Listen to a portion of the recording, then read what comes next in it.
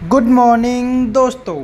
अब जैसा कि आप देख रहे हैं, मैं जैसे ही सुबह उठा, उठते ही नहाया और सीधा चला आया अपने मंदिर में। मैंने मंदिर में बत्ती लगाई और अब करना स्टार्ट किया हूँ पूजा।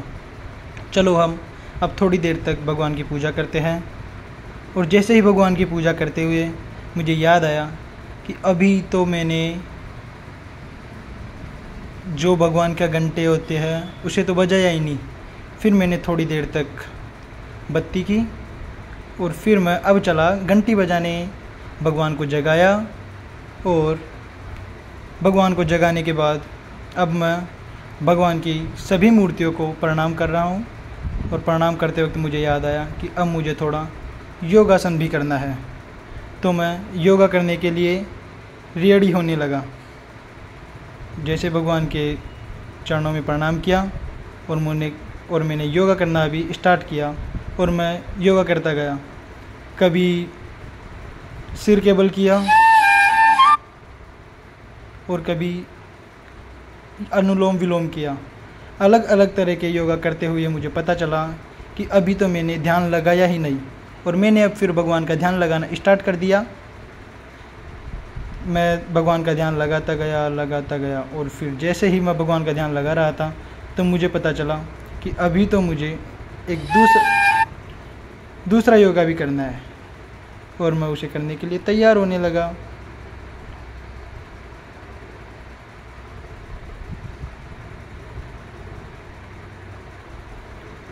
मैं भगवान का ध्यान लगा ही रहा था।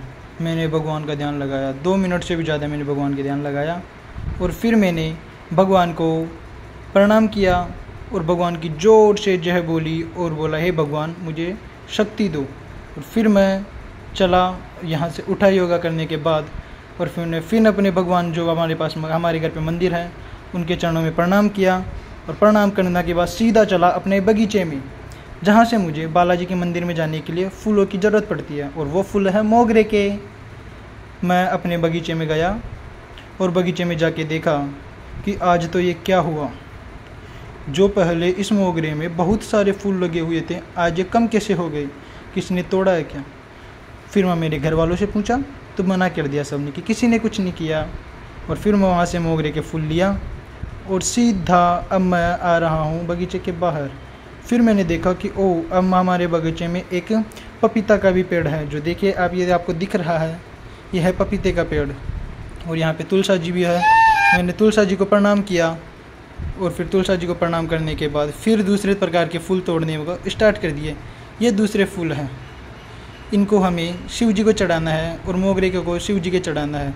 और हम इन दोनों फूलों को लिए और एक छोटी सी पन्नी में डाला। और फिर पन्नी में डाल के अब हम आ रहे हैं बगीचे से बाहर। और जैसे ही देखा कि मुझे अभी मैंने तुलसा जी भी देखा, अभी तुलसा जी के कोई फूल नहीं आता, तो मैंने उनसे कुछ भी फूल नहीं तोड़ा।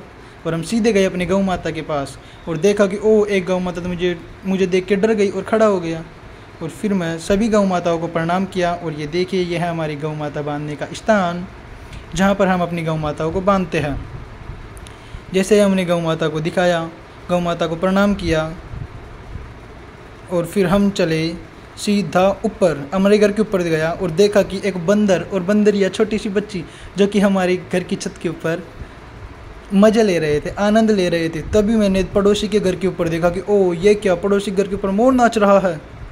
मैंने मोर को नाचते हुए देखा और मैं बहुत खुश हुआ कि वाह क्या मोर नाचता। हमारे राजस्थान में ऐसे मोर बहुत पाए जाते हैं जो कि डांस करते हुए रहते हैं। अब हमारे यहाँ पर देखो, पड़ोसी की छत पर नाच रहे थे, कभी कभार हमारे छत पर नाचते हैं और हमें बहुत मज़ा आता है इनको देख के। हमारे बच्चे बहुत उत्सुक हो जाते हैं। फिर हमने इनको देखा और फिर हम गए नीचे घर पे, तो देखा कि हमारी छोटी सी बाबू जो चाय पी रही है। और फिर हमारे पड़ोसी के किसी की लगी हुई थी, तो हम उनसे मिलने गए। और फिर जैसे ही घर पे आया तो बड़ी मम्मी को मैंने अपने घर वालों को साड़ी दी और उन्होंने साड़ी टाकी। और मैं अपनी बकरी के छोटे से बच्चे से मिला और मैं सीधा अपनी माता जी के पास गया और उनको आशीर्वाद लिया और उन्होंने मुझे आशीर्वाद दिया। और मैं सीधा अपनी धर्मपत्नी के पास गया। धर्मपत्नी के पास जाते ही उनको साड़ी के काम में लगा दिया। और फिर हम सीधा अब जाने की तैयारी कर रहे हैं मंदिर।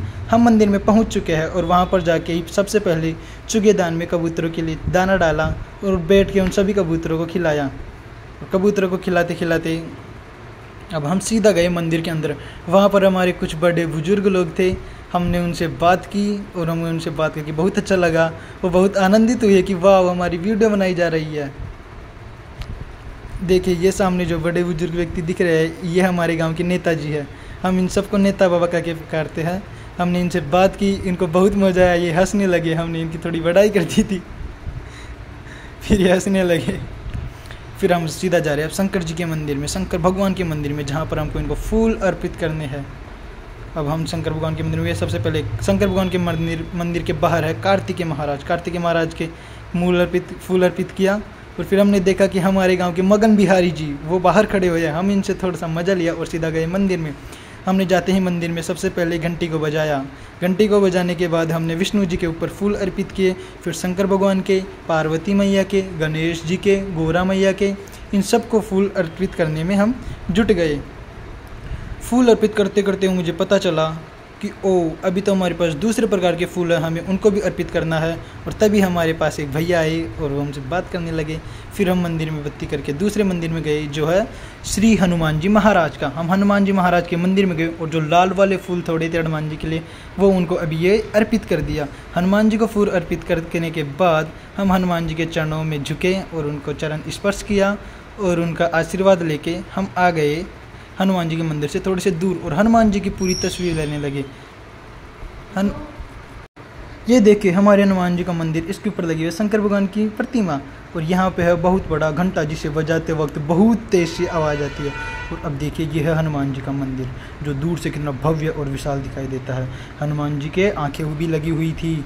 अब हम जा रहे हैं अपनी दुकान पे जो कि परचूनी की है, जहाँ पर किराना का सामान मिलता है और एक उसके ऊपर ही है हमारी साड़ी गोटा पत्ती की दुकान। हम उसके बारे में बताते हुए इसके बीच से जा रहे थे, तभी हमें पता चला कि हम बाणगंगा नदी को क्रॉस करते हुए दुकान पे जा रहे हैं। तो हमने बाणगंगा नदी का थोड़े बारे में बताया कि पहले यहाँ बहुत बहती थी। 1982 में हमारे यहाँ पर बाढ़ भी आई थी। उस बाढ़ में हमारे घर में सभी में पानी भर गया था। तब मैं करीब 8-10 साल का था। और उस वक्त देखिए अभी ये नदी बहुत बंजर हो चुकी है। अब इसके बीच से एक सड़क निकलती है छोटी सी, जो सीधे जाके आंधी से बस्सी हाईवे के टच होती है। हम पहले बहुत लंबा रास्ता काट के जाना पड़ता था, अब हम सीधा जाते हैं, शॉर्टकट का रास्ता होता है ये। अब हम चढ़ गए हाईवे पे जैसे ही चढ़ा तो मैंने देखा कि यहाँ पर बहुत भैंस चर रही थी। उनको चरता देख मुझे मेरी गायों की याद आ गई। काश हमारी गाय भी यहाँ पर चरती, पर हम गायों को बाहर ज़्यादा खुला नहीं छोड़ते। यहाँ पर खाने को बहुत कम मिलता है तो हम अपनी गायों को अपने पैसों से उनको चारा चराते हैं। फिर हमने बहुत सारी गायों को चरते हुए देखा और फिर हम अपने हाईवे से, आंधी से बस्सी वाले हाईवे से होते हुए हम सीधा एक अगला गांव बिरासना। और बिरासना आने के बाद मुझे मेरे दोस्तों से कुछ बात करनी थी और वहाँ पर मुझे साड़ियों का कुछ काम करना था। तो ठीक है दोस्तों, अगले